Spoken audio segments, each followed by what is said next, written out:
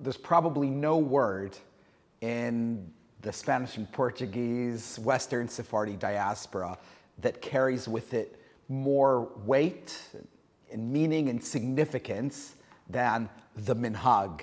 The minhag is the term used to describe the traditions of the community, and there's no better way to have someone do what you want them to do than to say, this is the minhag, or what you're doing is not the minhag, right? The minhag is almost taken on this place within the religious culture of the Western Sephardim, on par with halakha, right? On par with the essential laws of the Torah of Judaism. Some might claim that at times it's taken on an even greater weight, right, than the kind of the core requirements of Torah.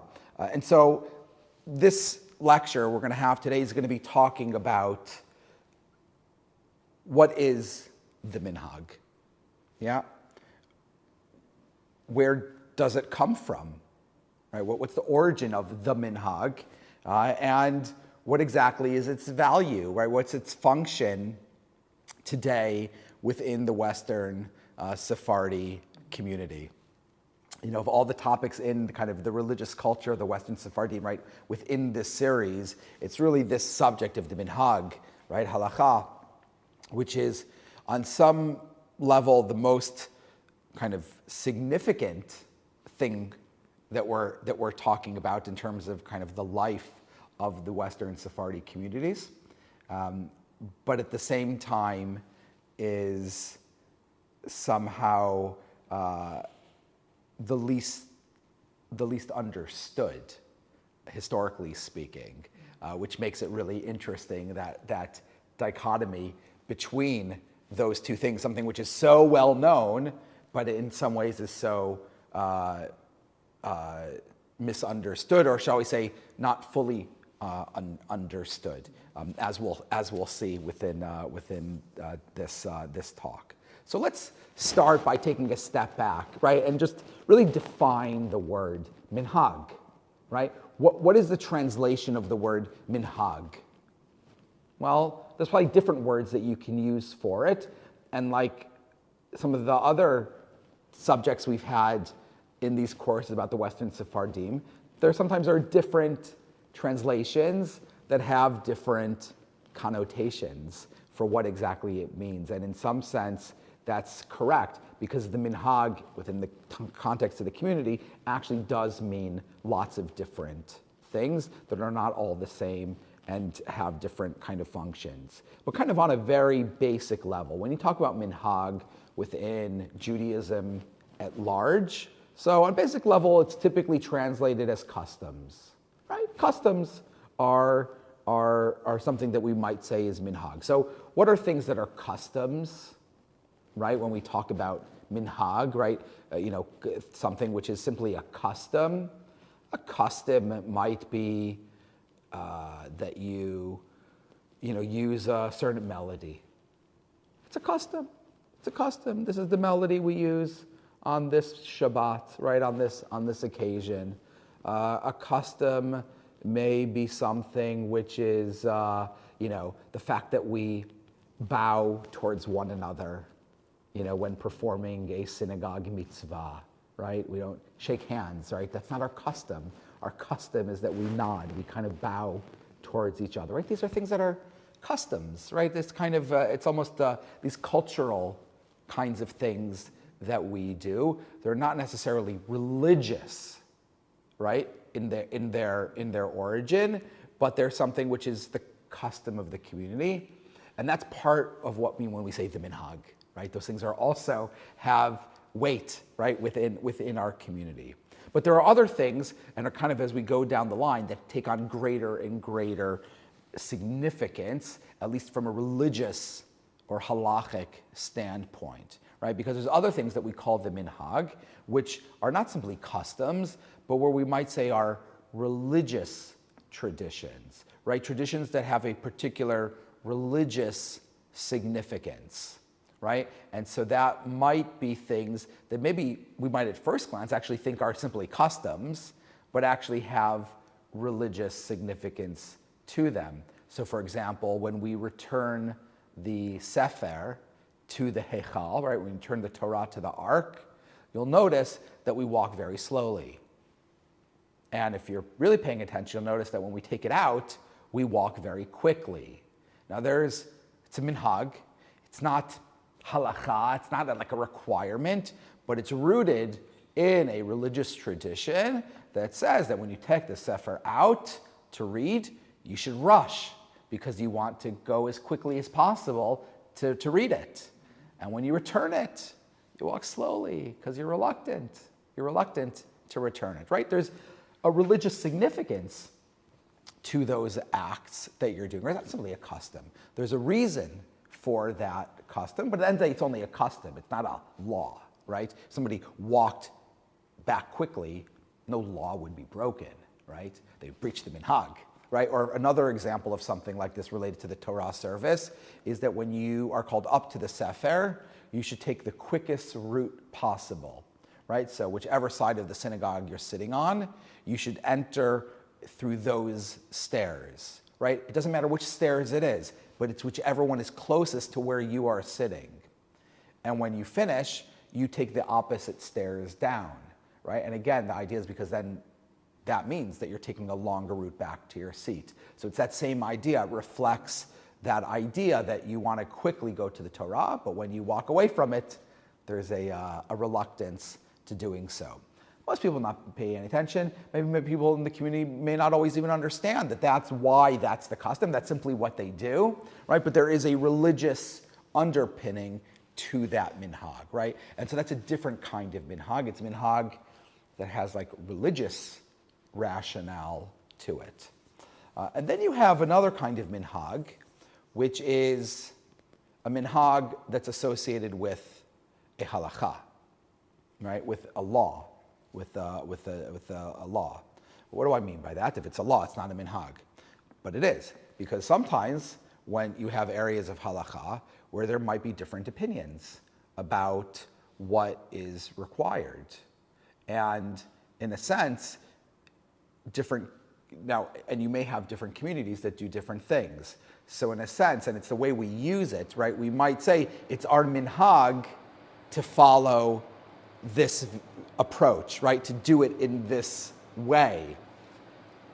Minhag there is being used in a slightly different way, right? We're saying it's not just like our custom to do it, it's our tradition, right? That this is the position that we follow. And we understand that there are different halakhic authorities that said different things, but it is our minhag, meaning we don't maybe even know who was the first rabbi in the community to say that this is the approach that should be taken, to the point where we say it is our minhag that this is the way that this is supposed to be done, right? And so it's something which is not simply a custom, it's not simply a religious tradition, it's a halakhic issue, but we have a particular way of performing, right, of doing that particular mitzvah.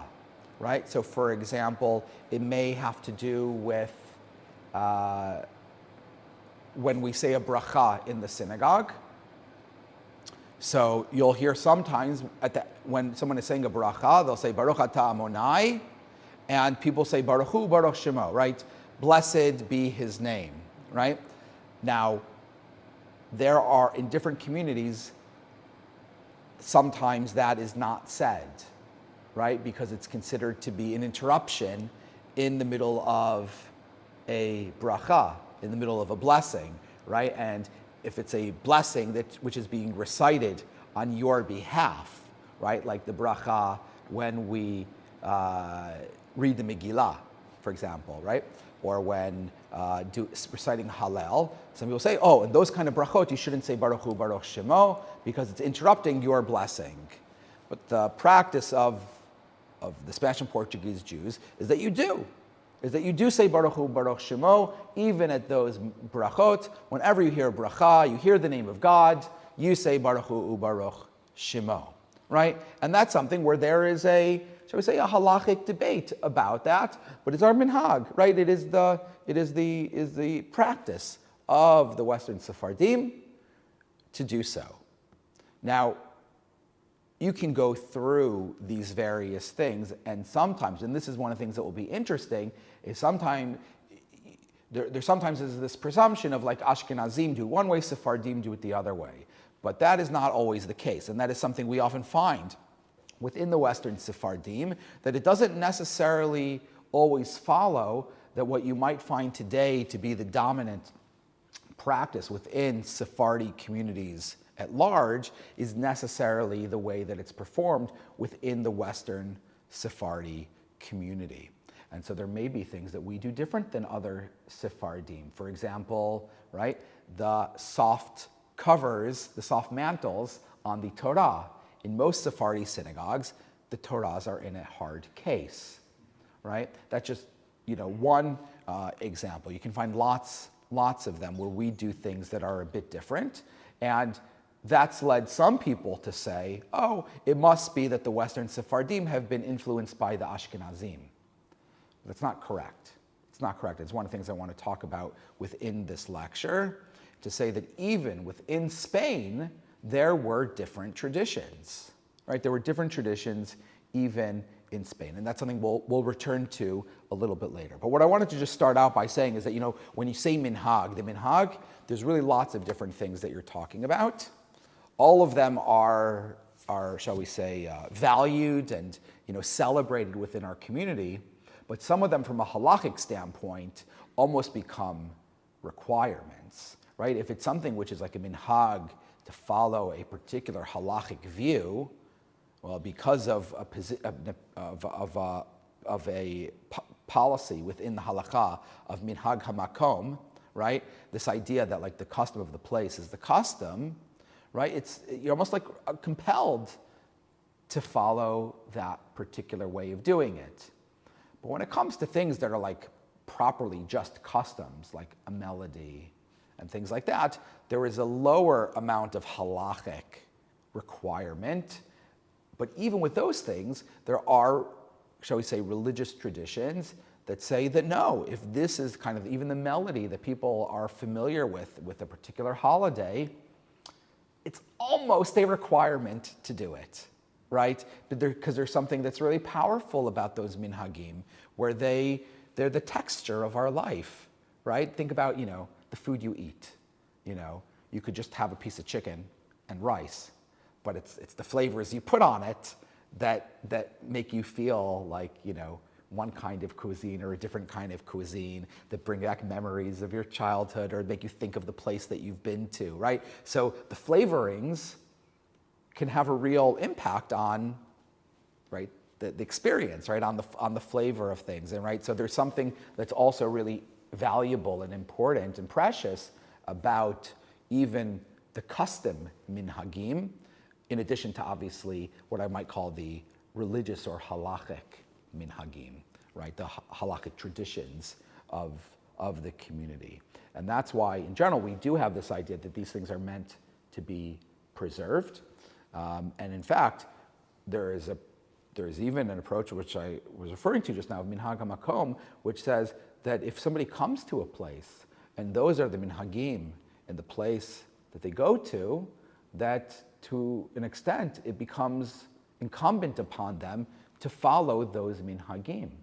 And so in many Jewish communities today, that's not exactly the case, right? There's a joke which has been told, that a rabbi arrives in a community and he notices that a certain part of the prayer, some people are standing, some people are sitting. So they say, well, so he says, what's the custom of the community, to stand or to sit? They say, we don't know. Ask the old guy standing in the back. He's been here his whole life. So he goes to the old person in the back of the synagogue. He says, I notice some people standing, some people sitting. What's the custom of the community? He says, the custom is that some people stand, some people sit. Right? That is not the practice in the Spanish and Portuguese, right? In the Western Sephardim, if there's a custom that you stand, everybody stands, right? So for example, right, the custom in our community is everybody sits during Kaddish, unless you're saying the Kaddish. And so someone comes in, they're a visitor, we ask them to sit down, right? It doesn't matter that that's not their custom, It doesn't matter if that's not what they do in the place they come from. When you come to one of the Western Sephardi communities, particularly because they were the first synagogues in the cities where they were established, at the very least within the walls of the synagogue, it is minhag hamakom. There is a responsibility to follow those minhagim in those four walls, right? And that's something which has halakhic weight to it. That's something which is really important, that men wear talet in the synagogue, regardless of whether they're married, not married, even before bar mitzvah. That is the custom of our community. If somebody comes in, we give them a talet. And they say, no, it's not my practice. They say, that's okay, but it's our custom, and when you're in our space, you do it. Welcome to Portugal, right? There's something about that.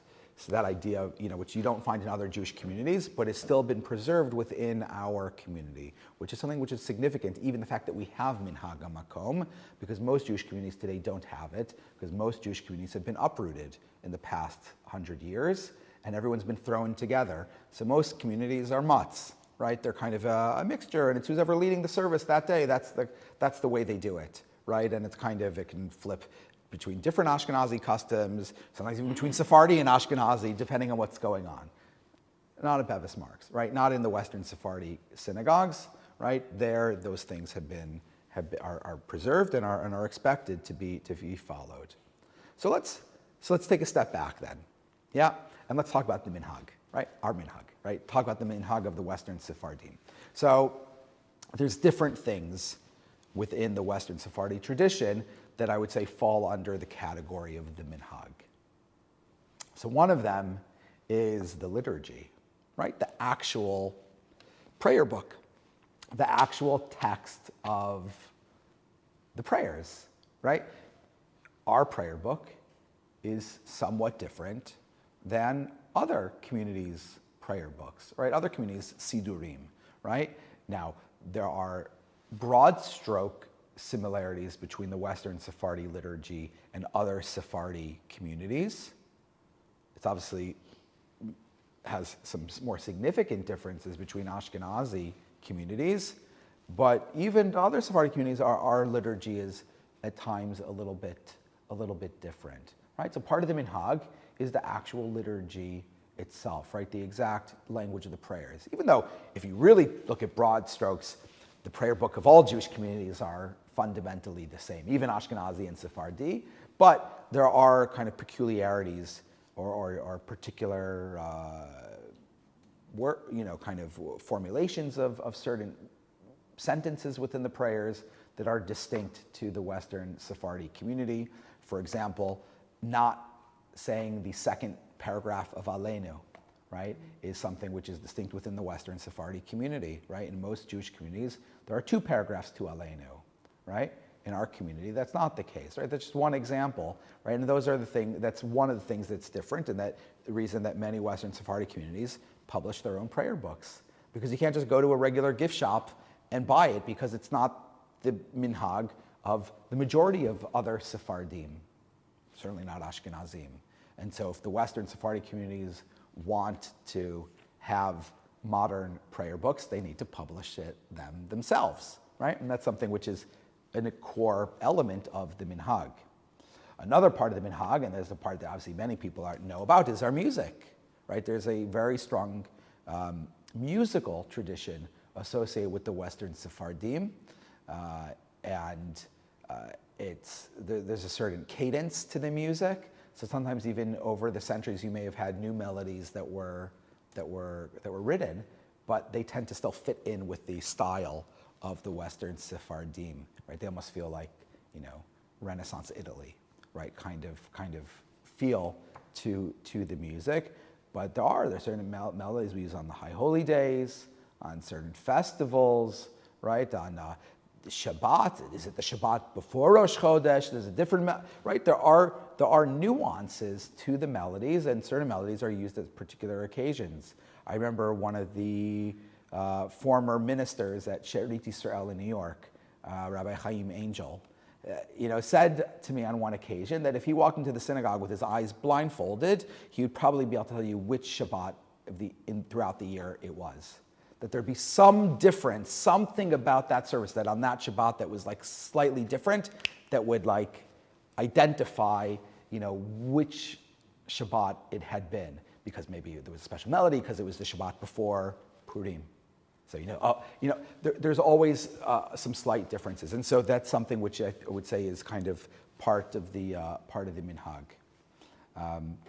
Related to that, not as much in London Spanish and Portuguese, though maybe a bit. Certainly in Amsterdam and in New York, even the decorations in the synagogue, the Torah mantles, often can change depending on the Shabbat, right? In Amsterdam, quite a lot, where there's really kind of like, on the particular, there's a certain mantle they use once a year, kind of thing, where you can have that too. The Western Sephardim, in other communities, some of them have maybe for Chagim they have a different mantle, or certainly for the High Holy Days. But in some of them, there's really a whole repertoire of the mantles that they use. The question of colors. You have the color for Shavuot, the color for Rosh Chodesh, the color for Mahak Kodesh, the color for when the wind blows from the west and things like that. Yeah. So colors can mean a lot, and again, that's obviously like a visual cue about what time of year it is. Now, another component that I would say is very kind of classic with the minhag is orderliness, right? Kind of this gravitas, right? That everything is done in a very kind of dignified kind of manner, right? From the way that we, you may notice even the way we carry the sefer. Ideally, when you carry it, the cloak should be over your arm, and you hold it with one hand, so that it almost looks like the scroll is floating. If you ever noticed, it's like a very kind of, and ideally it really stands up. I mean, not everyone does it because it requires like almost like core strength to kind of to do it, exactly the way that it's meant to be, right? And again, with the bowing towards each other and so on, there's definitely like that when you finish your saying your bracha, you turn to the person behind you and bow to them out of like respect, like okay, well done, Hazaku Baruch, right? And so you have that element which comes into it too, which is definitely one of the characters of the Western Sephardi minhag.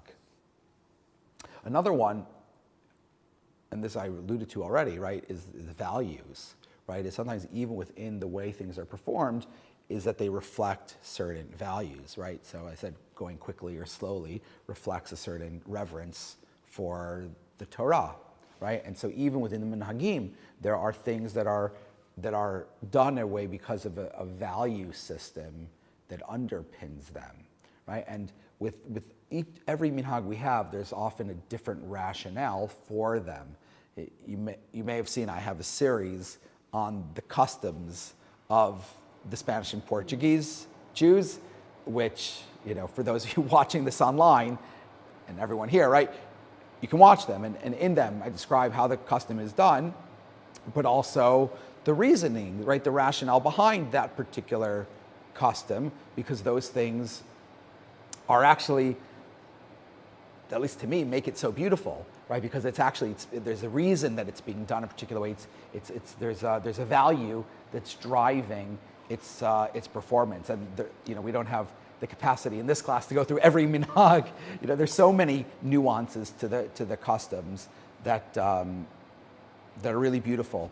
And unfortunately, what sometimes happens if people are not aware of the rationale, you can sometimes, or you don't have kind of a comparative religion, meaning you haven't been in other synagogues, you may not even be aware that there's a particular way of doing it and that it needs to be done a particular way, because you just take it for granted, and maybe then just slowly it kind of fades because people do it differently without realizing it. There is a degree of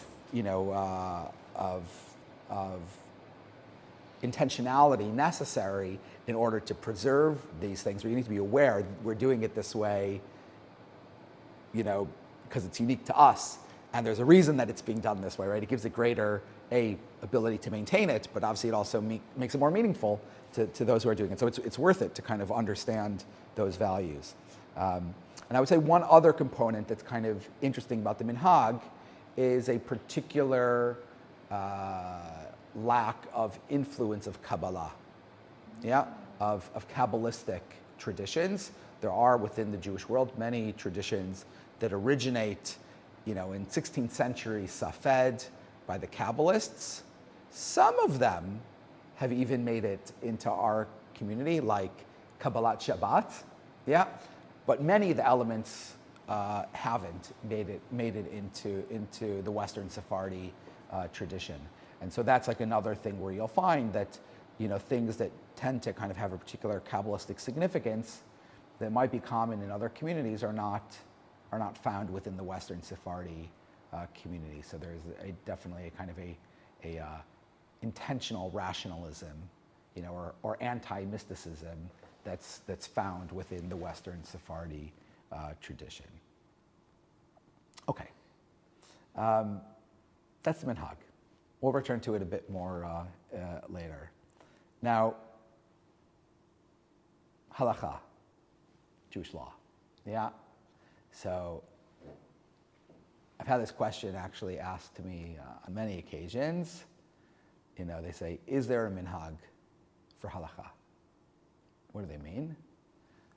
People asking that, they're saying, yes, we know that there are all the minhagim that have to do with, the liturgy and the melodies and, what color the mantles you use, right? All these things, but those are all synagogue things. What about things that are not synagogue specific? Is there a minhag? What is the Spanish Portuguese position on how to make tea on Shabbat, right? How to observe, this mitzvah, how to do that ritual on Pesach, right? Is there a minhag for those things, right? Is there a minhag for the laws of shechita, ritual slaughter, right? Is there a kind of a Spanish and Portuguese position on all areas of halakha, or just things that happen in the synagogue? Well, that's a great question. And part of the answer is we don't know, right? Certainly things in the synagogue have been preserved. Things that were, shall we say, outside of the synagogue seems like somewhat less so, right? Now, part of that may have to do with the history of the community and a mixture of religious observance and so forth. Obviously, there's a communal element to prayer, and so those things kind of everyone would be cognizant of, but the things that have to do with something you do in your home, maybe there would be less kind of awareness and kind of less, as a result, conformity across the community, right? And so that means that there is, shall we say, there may be a particular way in the 18th century that certain things were done. We don't always necessarily know the answer to that. There isn't a book on the laws of Shabbat published by, so-and-so in the 19th century who was, the rabbi of the Spanish Portuguese Synagogue of London, where they wrote an entire compendium on the laws of Shabbat. We would say, that's clearly kind of the way Shabbat was observed. So it's a question about, was there a minhag for all these things? Wasn't there? Was there and it's been forgotten? What exactly is the story with kind of the entire scope of Jewish law beyond just kind of the ritual of the synagogue? So what I would say at first glance is there certainly is minhag that takes place outside of the synagogue. There are traditions around the way the Haggadah is supposed to be recited, in terms of melodies, in terms of different details. But I think some of these things have been, shall we say, kind of, you have to be quite aware to kind of know about these things. You have to kind of like dig. It would be helpful for someone to kind of compile it as a work, and some people have tried to do that. There's a wonderful website by a Rabbi Jonathan Cohen, who's put together some kind of, at least what he believes is kind of the Spanish Portuguese custom on certain things. He also sometimes adds in what he just thinks is a nice way to do it as well. But it's very good because he'll tell you when he knows this is the minhag or when it's kind of, he's not sure if that's the minhag, but that's just the way he does it. But in general, we don't have so much on those things. We do have a few things though. Now, kind of the most well-known work on the customs of the Spanish and Portuguese Jews is the Keter Shem Tov, which is a 7-volume work published in the first half of the 20th century by Rabbi Shem Tov Gagin, who was the Av Bet Din of our community, and he wrote a very long work on minhagim, not just ours, but also other Sephardi communities. But again, a lot of it is about the synagogue ritual.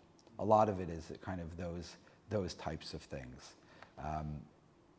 Another interesting work, and this is kind of at least an indication that there are other ways of doing it, is a work published by the Chazan of Bevis Mark Synagogue in the 19th century. His name was David Aaron de Sola. He's famous for his music, but in 1829 he published a book of blessings. And in that book of blessings, he's writing about all different kinds of times when we recite blessings, many over different mitzvot, and he often describes how that mitzvah is meant to be performed. And so sometimes in there he might talk about something being done a particular way. So for example, he talks in there, he goes, he gives the bracha for hanging a mezuzah, and then tells you how to hang a mezuzah. And how do you hang a mezuzah? He says slanted. Now, most people would tell you, no, Sephardim do it straight, Ashkenazim do it slanted. He says you do it slanted, right? So there were minhag, right? There were kind of accepted positions in the community for things that were not just synagogue liturgy, right? Something people are doing in their home too. Oh, sorry. Yeah. What about the time you have to wait between meat and milk or between milk and meat? Right. So that's what I mean. So those are the kinds of cases that where I'm saying is there a minhag or is there not a minhag? Is there? I know what they do in Amsterdam. Is that the minhag? Is that just what they do in Amsterdam? I don't know. It's a great question. Because I would love to know if there's a minhag I remember on waiting. in my youth we were all terribly jealous of the Dutch because in our eyes they could do everything. And what did the Venetian Jews do? Sorry? How long did the Venetian Jews wait? Because How long? Do you remember how long? we wait an hour and a half between milk and meat. Okay, so the same. Yeah. So the same as the Dutch. I mean, hour and a half is basically the same. Yeah. So I'm not sure why you were jealous. That sounds the same. No, because- Most Jewish communities wait 5 hours or 6 hours is the most common. Yeah? So in any case, that'd be an example of the kinds of things that would be great to know that we're not, I don't know. I don't know that we necessarily know, or maybe, but some of these probably could be figured out with a bit of work. Another really interesting work from the 17th century is Tesoro dos Dinim, the kind of the palace of the law, which was written by Menashe ben Israel, right, who was a rabbi in Amsterdam. He came to London, right? Famous story about the establishment of the community in London. He wrote a book, I think it's in Portuguese actually, of the, maybe Spanish, of the laws of halakha. I've not gone through it. People tell me it's essentially an abbreviated version of the Shulchan Aruch of Rav Yosef Karo from the 16th century. I don't know if it's exactly the same or different. That'd be a really interesting work to look at more closely. If it is essentially the same, that might indicate that essentially for most areas of halakha, the community followed what the Shulchan Aruch wrote, even though the Shulchan Aruch is a blend of different communities from Spain, without getting into kind of the whole kind of story around that. So that's another kind of interesting work. And some other interesting works is publications that came out of the yeshiva in Amsterdam, where they would write responsa literature called Pri Etz Chaim, which was kind of and they published it as books. And basically the rabbinic students in Amsterdam and the Spanish and Portuguese community would write kind of halakhic opinions on questions that were asked, to them or were posed. So there's obviously some information in there too, which might give an indication about kind of where there are accepted positions on certain halakhic subjects, for example. Anyways, this is a difficult, shall we say, topic to discuss because it'd be great to actually go through details of lots of different areas of halakha and to pull it all out. It would be worth it as a doctoral thesis, I think, to fully do this. So let's just take a step back, because obviously the question is, so where does the minhag come from? Where does it come from? Right? Famously, these Western Sephardi communities were founded by conversos, right, who returned to Judaism, right? So they didn't have minhag, right? They were highly restricted on what they could do, right? We spoke about that in the class about the experience of the conversos, right? They obviously couldn't be gathering for minyan. They didn't have prayer books, right? They was limited on what they could observe, right? So obviously the minhag isn't coming from them. How they wouldn't have known how to do these things, right? They didn't even read Hebrew, right? So where's the minhag coming from? So I'm not going to answer the question, but I'm going to share with you some theories around it, right? One of the issues to say is to appreciate that Spain, and we spoke about this, we think of it as a single country now, but of course there were many Spains, right? And there were many countries, right? Many languages, Catalonian, Castilian, Portuguese, Valencian, right? There were different regions to Spain. They were different. And that's something we spoke about in the class about, I think, the expulsion, or maybe the one after, that, nowadays, what we think of as Sephardim is something that took about a century to emerge. Historians have looked at this and saw that, kind of in the communities that settled the Ottoman Empire, when they first got there, they really divided themselves among the regions they came from. And it was only over time that they merged into one. And that was part of the project of Rav Yosef Karo, was to write a legal code that would synthesize the various Sephardi traditions into one, right? But if you went to Spain, there were different customs in different regions in Spain. They weren't all the same. Broadly speaking, there was a shared heritage, but that doesn't mean that there weren't local variations, different rabbis who had different halakhic opinions on issues, and that actually there are differences that would have been there. Now, what we know, broadly speaking, is that in London, right, we are largely rooted in what they did in Amsterdam, right? We've seen this from the askamot, right, from the bylaws of the community. The class we spoke about that, where you can see the kind of relationship in terms of the communal structure and how that's related to communities coming forward, right? We said that, Amsterdam was based on Livorno, and Livorno was based on Venice, right? So you start to get a sense there that maybe not only structurally are the communities modeled after each other, but that also the minhagim are also rooted on those communities that came beforehand.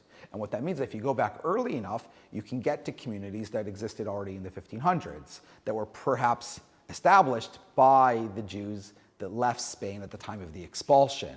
And so in a sense, the influence of the Western Sephardim would be still rooted in the Jews of the Iberian Peninsula, not the ones who stayed, but the ones who left, established communities, let's say in Italy, and then from there, right, as conversos left and established communities in Western Europe, right, they then, shall we say, would have been influenced by what the descendants of the people who left during the expulsion and settled in those places, right? And so you could see that perhaps the communities have been successively influenced from those early communities established by those exiles. Now, the question is, though, which region, though? Right? Meaning, could you point out, and again, I think this would be a great thesis, right? Can you identify which region in Iberia is essentially the model for the minhag that we follow today? Can it be done, or is it not the case? Meaning, is it possible that the minhag is actually what they did in Catalonia? Or the minhag is what was done in Castile? Or the minhag, what we call the minhag, is what they did in Valencia? Right? That would be the question, right? Is it actually something which is so well preserved that it actually reflects a particular region of Spain? Or, like the customs of the Jews of the Ottoman Empire, is it an amalgamation of different communities and it just amalgamated differently, ultimately in Venice and Livorno and ultimately in London? Or is it actually perhaps a pure tradition of one of the Spanish regions. And it seems like it could possibly be. I'll explain. Yeah. Now, in Rome, before the big synagogue, there were 5 synagogues in one building. Yeah. And you had the Scola Catalana and the Scola Aragonese. Yeah, exactly. And that would have been common in lots of these communities where you really would have had different ones. And when I was in Rome, I asked the rabbi there, I said, what you're doing in the Sephardi minyan there, what is that based on? Because I wanted this exact question. Because the one that survives, the one in the basement, Yes. is the Catalana. So the rabbi there told me what they do is what they did in Livorno, which maybe is Catalonia. That's the question. So I'll tell you something interesting. So when I visited the Jewish Museum in Girona, right, in Catalonia, and in their maps of the expulsion, they show the Jews from Catalonia going to Italy, and the Jews from other regions in Spain going to other places, right? Now, I don't know whether that was fully intentional or they were just kind of pointing to the closest areas just to kind of make a nice map, but it would indicate, and I think they were saying it, that they felt that, again, people migrated to the closest areas. So the Jews in southern Spain would have migrated more likely to Morocco. The Jews in Catalonia would have more likely migrated to Italy, and maybe the Jews in Castile were the ones who ended up in Portugal, right? But that's a question, right? So if you can get me more information on that question, I would love to, if you find any sources, I would love to see those. I don't remember the details because I was 5, but I remember the negotiation when in Venice, the Spanish and the Levantine merged. Yeah. And they do the system they have now, one at a time. Yeah. And there were real negotiations on what to do. Yeah. So, in any case, I think the community in Rome could be really useful to kind of try to dig a bit deeper into this if possible. Now, for example, I'll give you another example. I mentioned about the mezuzah being slanted. There is another Sephardi community that does slanted mezuzah, which is Moroccan Jews. And Algerian. And Algerian too. Yeah, Oh, right. yeah. Oh, interesting. Yeah. So there is, I've done a bit of reading about Moroccan Minhag, and they say that a lot of their customs they think are based on the Rabbeinu Asher, who was the rabbi in Toledo. Now, he had been Ashkenazi, which is interesting, right? He had come from France down there, but it could be, and we have very similar customs often to Moroccan Jews, so it could be that the Minhag is somehow associated with Castile, right? With Toledo, with that particular region. But also, sorry, I just Yes, want to please. say, isn't it possible that the minhag from Sephardim tradition is like coming from the Jews that were like settled under the Ottoman Empire? Because obviously they were more like included and protected. So therefore, like the inheritance of the minhag for like the Spanish in Spain, like before their expulsion, like it all comes from under the Ottoman Empire. Like, I think it's true that the Jews in the Ottoman Empire obviously are reflecting what was done in Spain, but as I mentioned, the Shulchan Aruch tries to homogenize the customs, right? There was an intentional attempt to not have disparate communities, but to find a way to bring them together so they could be one community. It didn't happen entirely. There were different synagogues in places like Salonika of different regions and things like that. But again, what you find though in the Western Sephardim is not always the same as what you find in the Ottoman Empire. So that's where I'm wondering for this class is, so where did the Western Sephardi custom come from? Okay. Now, I'll share with you something that Chacham Gaster wrote in his prayer book that he published in 1901. He was kind of one of like the first, shall we say, academics, rabbis. And he did a whole study of this. And I'll just read to you what his conclusion was based on the prayer book. What he tried to do is take the liturgy of the Western Sephardim and say, are there any surviving manuscripts of prayer books from Spain where we know where those prayer books come from? And can we use that to say, oh, our prayer book seems to match quite closely the prayer book of this region in Spain. And so he came across a manuscript that through a variety of ways, he felt that he could prove what region that prayer book had come from. And he says the following, he says, this manuscript, once proved to be the Old Castilian prayer book, is clear evidence for the fact that the old print of Venice in 1522, which is almost a literal copy of it, represents the very same use, the same rite. And this is now the use of our community.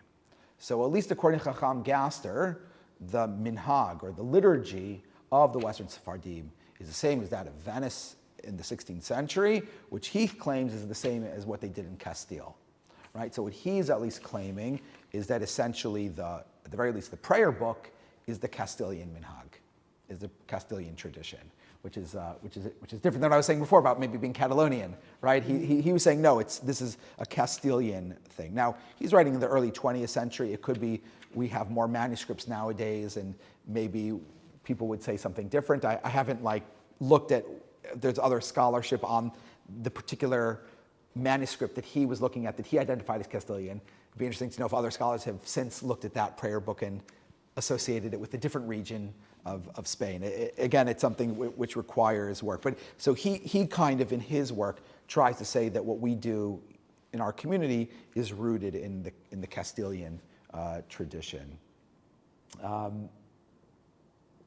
There's a lot of more work to be done, I think, on this question, to know, again, is the minhag a particular tradition? Is it an amalgamation? I think what's very clear, there's clearly an Italian influence in terms of the feel of it. It feels very Western European, it's very English, right? So even if there's some shared origin, maybe with Jews from Morocco, obviously those Jews ended up in Morocco, right, which is a Muslim place. Other Jews ended up in Western Europe, right, with a very Protestant kind of influence, and there's a certain influence, cultural, and that kind of becomes part of the minhag too. And so, shall we say, in terms of some of the more kind of just customs, that may be more influenced based on kind of the culture of the locality, like bowing at each other and things like that. But obviously the things that have to do with like religion and halakhic things, well, that's going to be rooted in some deeper Jewish thing. Ultimately, regardless of all of these questions, the minhag is a defining characteristic of the Western Sephardi communities. You can't be a Western Sephardi community and not keep the minhag. Otherwise, then you're just a Jewish community, right? The Western Sephardim are almost defined by their fealty to the Western Sephardim. And I'll say something about it, which is so important about it, is that there's something about preserving these unique traditions almost for the purpose of it being a time capsule of a time when the Jewish world was heterogeneous in terms of customs, right? Once upon a time, in different cities and towns across, Europe and North Africa, the Middle East, every place would have been different from one another. Different customs, different halakhic traditions, different melodies, all kinds of things. And there would have been really because communities would have been in these places for centuries. And there would have been a real kind of character difference and unique differences to all of these different places. Because of the upheavals of the 20th century, most Jews no longer live in the places where their families had lived 100 years ago. And so most communities have been forced to homogenize, right, to kind of become a blend. One of the few remaining examples of that kind of pre-modern community are the Western Sephardi communities, right? The ones that remain today. And there's something about the experience, even of Jewish people who are not Western Sephardi, to come into a Western Sephardi synagogue, to pray there, and to be kind of surprised, by this is different, that's different, what is going on? And for them to kind of realize that's what the Jewish world used to look like, where every place would have really been different from one another. And so I think there's something particularly important, even just forget kind of the local concerns, but in terms of like the Jewish world, right, to preserve a community that's doing something different, simply for the whole Jewish world to see and to be able to connect with what Jewish life once had looked like, which was, it was really different from locality to locality. Also, I would say that as far as London is concerned, we, as here, had less outside influences than on the road, because on the road had Iraqi, Egyptian, Persians. Okay. We didn't. So Okay. And obviously the other thing that's really wonderful about preserving these minhagim is that they do represent values. And so you can get in touch with like a certain, worldview and things like that that's reflected in the custom. So whether it's being, anti-mystical, right? Or things like that, it's like, that's something which is rooted within the tradition of the Western Sephardim. So it's not just about the melodies, but it's almost about an approach, an attitude, a way of thinking about the world and thinking about Judaism and Torah, right? So it's not just about nice melodies and pretty, mantles. That's part of it. That's beautiful. That's uplifting. But there's also something which is really about what is it? What is Judaism, right? What do we think about God? What do we think about Torah, right? Those things are baked into the minhag, and so that's another important thing. But of course, and this is always important to say, we have to also preserve the essence of Jewish life too, right? Which is not the minhag, right? The minhag, in a sense, is, as I said, is the flavoring you put on the chicken. But you're not going to just eat the spices. You need the chicken, right? And so there's something about making sure that the minhag is an adornment to the Torah and not a replacement for it, right? Where kind of people's religion becomes the Spanish and Portuguese, right? The religion is Judaism. The religion is Torah, right? And these things are meant to kind of adorn it and provide that flavor, that distinctiveness, to it. But without question, the minhag adds color. The minhag adds, is not just, something meaningless, something that's just kind of fun. It's something which is deep. It's something which is like really rich and vibrant and meaningful.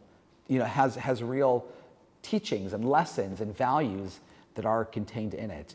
But in order to know those things, you have to kind of reflect on them to kind of pull out what's really happening behind this. And so it's almost something that I've felt that's really important to do is to illuminate that, because it makes it so much more meaningful when you do the minhagim and you know why you're doing it, where all of a sudden it's something which hopefully can impact you, which is what the purpose of it was, and not just something to do just because, that's what we did last Shabbat, right? But something that we understand why it is, that we did those things. So I think it's something so special about the Western Sephardim that the minhag has been kept.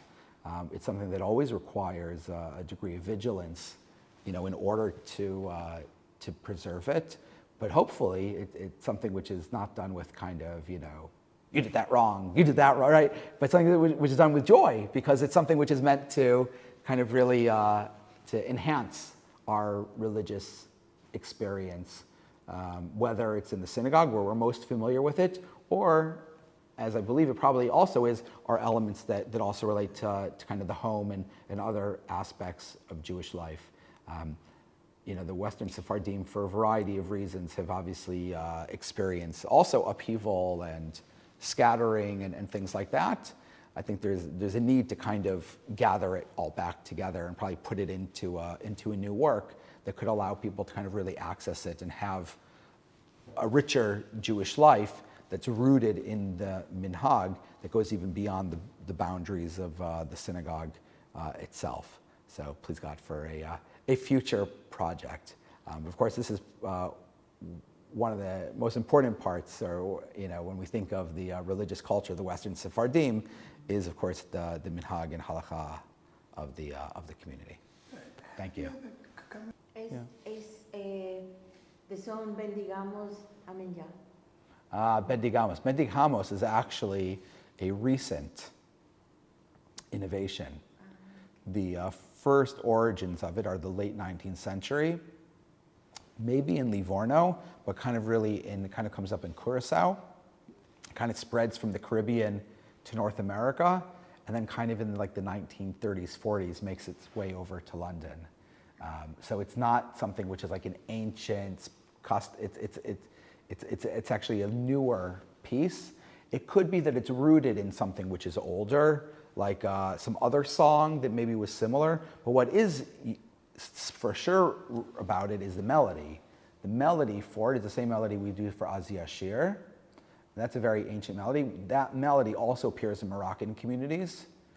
It sounds a bit more Arabic. Ours sounds a bit more, Western.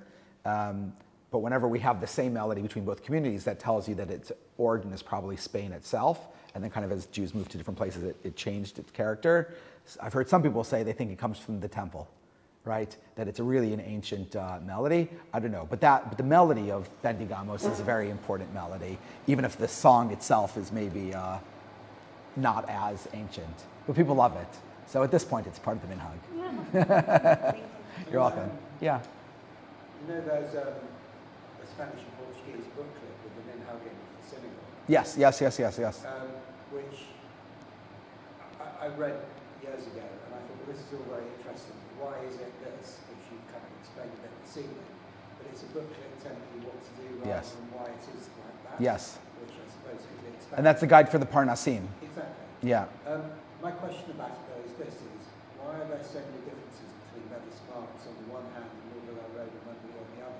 Yeah. I mean, there are only three synagogues. Why Yeah. are they sort of diverse? Sometimes the differences have to do with the buildings, Yes. right? Because the architecture is different, the layout is different, and sometimes that plays a role with, for logistical reasons, how things can be done, right? So sometimes there's like almost, if you think about this, practical reasons that things evolved.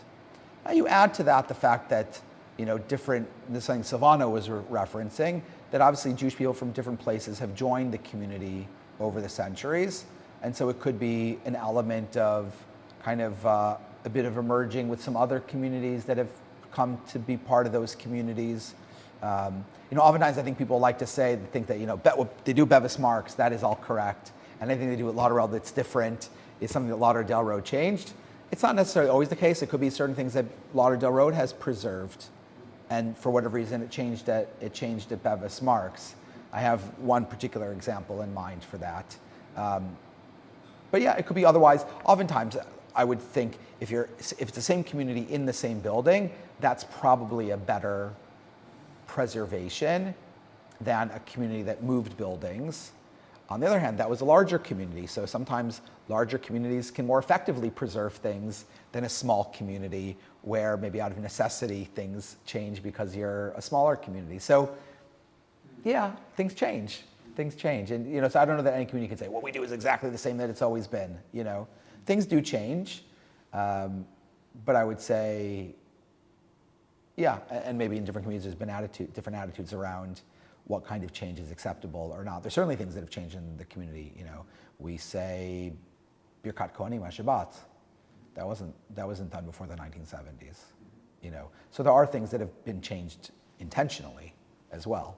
So, and then on the more specific thing, just to ask you about is, in that guide to Parnasim, and I think you've written about it elsewhere, the tradition was that Talit have blue stripes on, and they go over your shoulders rather than sort of pulled up from behind. Yeah. But there's probably about 6 people who wear a talit like that in Lauderdale Road now. Why has that changed? Why hasn't it been preserved? I can't tell you why people have changed it. Here, everyone wears it forward. So here, that's still the way that it's done.